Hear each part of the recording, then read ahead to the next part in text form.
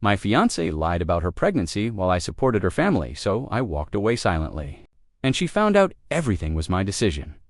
I'm a 30-year-old guy, and I thought I'd finally found my forever person. Her name was Lila, the kind of woman who made ordinary days feel like scenes from a movie. She had this soft laugh that could pull me out of any bad mood, and a way of looking at me like I was the only one in the room. When we met, I wasn't some millionaire or anything. I was just a hard-working technician who believed that love meant showing up, being steady when life wasn't. From the start, Lila and I clicked. We talked about everything: marriage, kids, what kind of house we'd buy someday. She'd tell me how much she admired my work ethic, how I reminded her of the kind of man her dad used to be. I didn't know it then, but that line would mean more than she intended. Her family, though kind on the surface, always had this quiet air of worry about money. Her mom was soft-spoken but tired. Her dad was polite but distant. It's like someone who'd been defeated by life a long time ago. The first time I visited their small home, I noticed unpaid bills stacked near the kitchen counter. Lila brushed it off with a smile. They're just a little behind, nothing big. A week later, she mentioned her mom's medication being expensive. Without thinking, I offered to help. It felt right, after all. I loved her, and this was her family. One favor turned into two. Two turned into habits: paying for groceries, helping fix the old car, covering emergencies. Each time, Lila would squeeze my hand and whisper, "You're my hero," and I believed her. I told myself love was about loyalty and sacrifice, that being generous now would build the life we dreamed of. I had no idea I was laying the foundation for something that would one day break me. It started small: a utility bill here, a car repair there. But before I knew it, helping Lila's family had become part of my routine. Her dad had back issues that kept him from working. Her mom's health was getting worse. Lila would sigh late at night, tracing circles on my chest, whispering, "You're the only one holding us together." And those words hit something deep in me, a need to protect. To prove that I was the kind of man who didn't run when things got hard, I took on extra shifts at work, sometimes pulling doubles just to make ends meet. When I handed Lila a little envelope of cash to help her parents, she'd kiss me and promise, "Once we're married, you won't have to do this alone." I believed every word. It felt good, noble, even like I was investing in our future. But small things began to feel off. Her dad always seemed too relaxed for someone desperate. Her mom, who was supposedly ill, suddenly had the energy to redecorate the living room. I'd drop by after work and find takeout boxes from expensive places sitting on their counter. When I asked about it, Lila would laugh it off. "Oh, my aunt treated us. Don't worry about it, babe." Still, I pushed the doubt away. I wanted to believe she loved me for who I was, not for what I could give. And yet, the requests kept coming. Her brother needed a loan. Her mom's medication went up in price. It was always just one more favor. One more promise that things would get better soon. After I transferred money for her mom's medical bills, Lila's dad clapped me on the back and said, "You're basically family now." He meant it as a compliment, but something about it chilled me. It didn't sound like gratitude. It sounded like ownership. It happened on a Sunday morning. I remember because I'd just finished fixing the squeaky cabinet in Lila's kitchen when she came out of the bathroom, pale and trembling. Her voice cracked when she said, "I took a test. I'm pregnant." For a moment, I just froze. Then the rush hit: fear, disbelief, excitement, all tangled together. I hugged her so tightly she could barely breathe. "We're having a baby," I whispered, and when she nodded, tears filled my eyes. I'd never felt so alive, so needed, so sure of my place in the world. Lila's parents reacted like it was a miracle. Her mother hugged me, crying, "You've given our family hope again."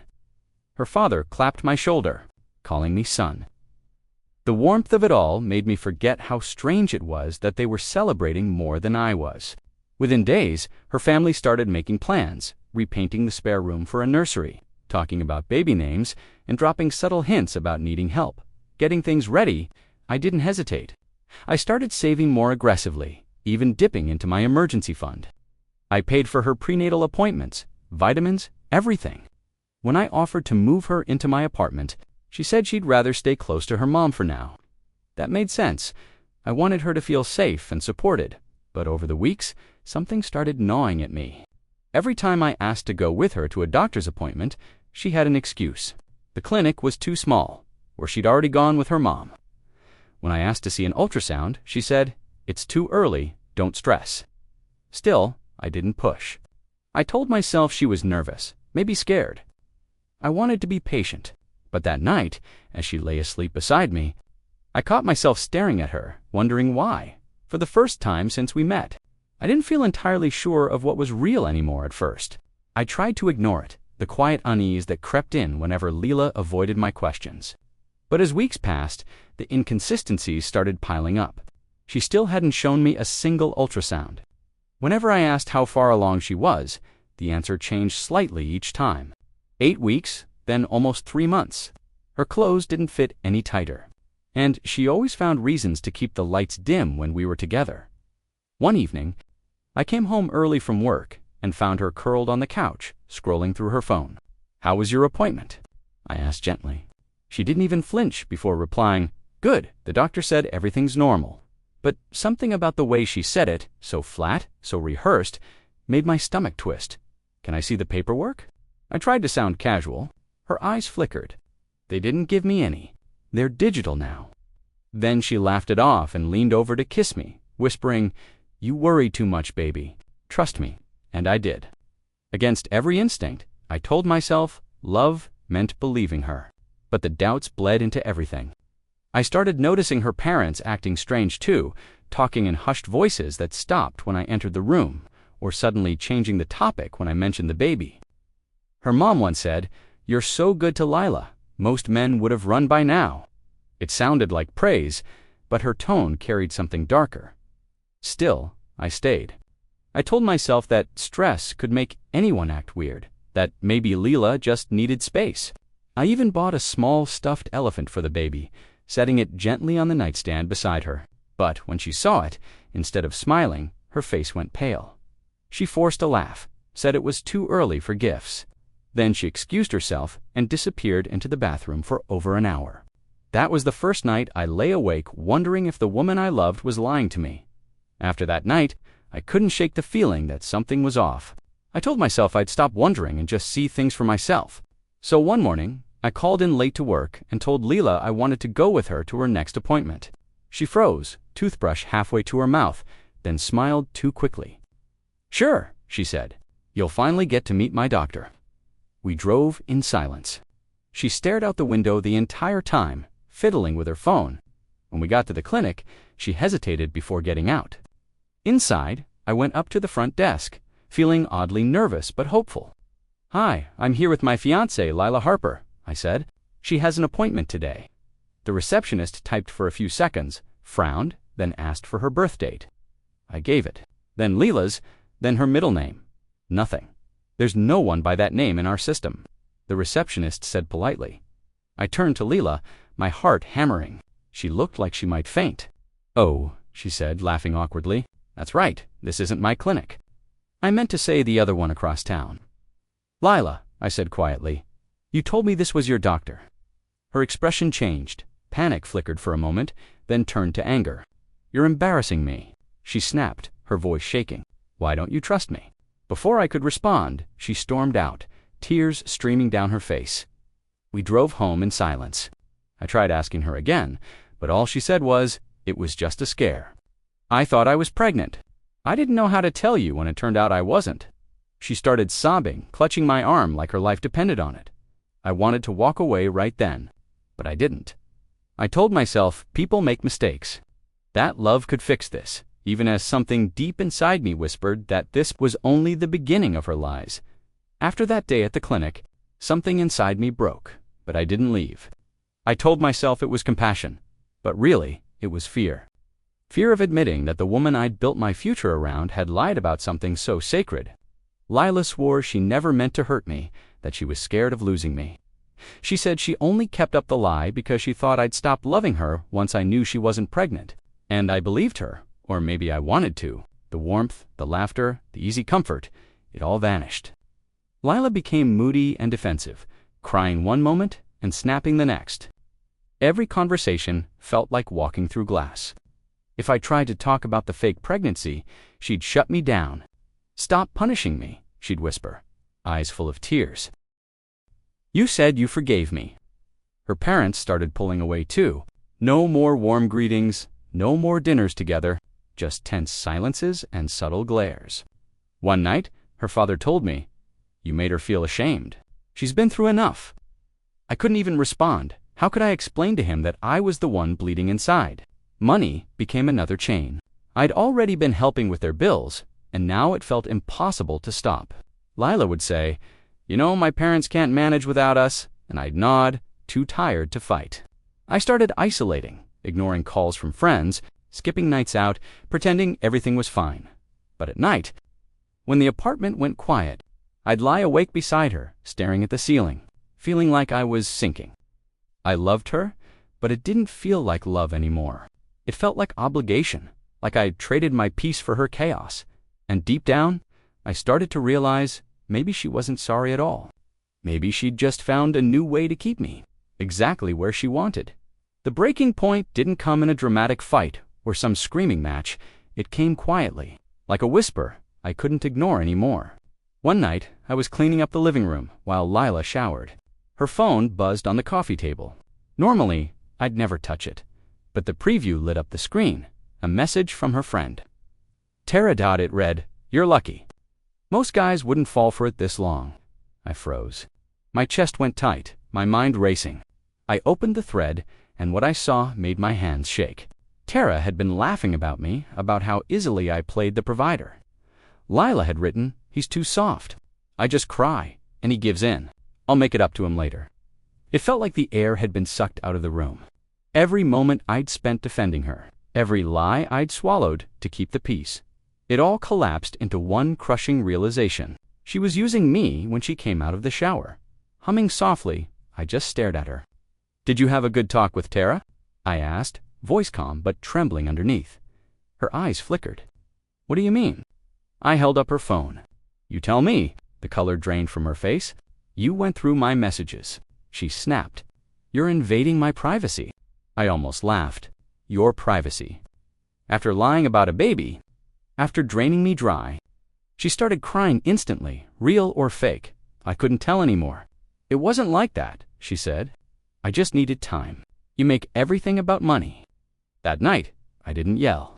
I didn't argue. I just sat in silence, staring at her, realizing that every apology, every tear, every "I love you" had been part of the act. By the time she fell asleep, I'd already made my decision. If she could lie this easily, then maybe I could too. Only mine wouldn't be a lie. Mine would be an exit plan. After that night, something in me switched off. I stopped begging for honesty, stopped chasing the version of her I thought I loved. Instead, I began to watch carefully, quietly. Every manipulative word, every fake tear, every guilt trip.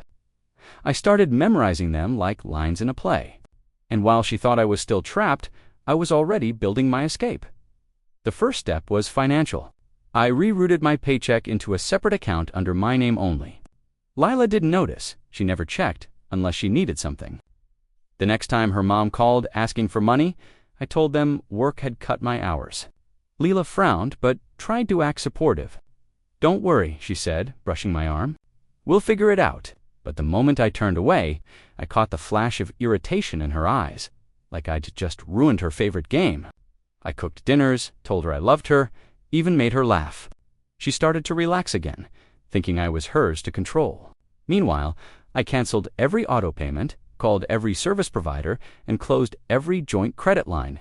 I even left subtle clues, a bill left open, a canceled transaction just to watch her squirm. Within weeks, the tension in the air shifted. Her parents started calling more often, voices sharp with panic. Lila tried to hide it, but I could tell she was scrambling. One night, she snapped, "Why haven't you paid Mom's rent yet?" I looked at her calmly and said, "Because I can't afford to anymore." She stared at me, confused, almost offended.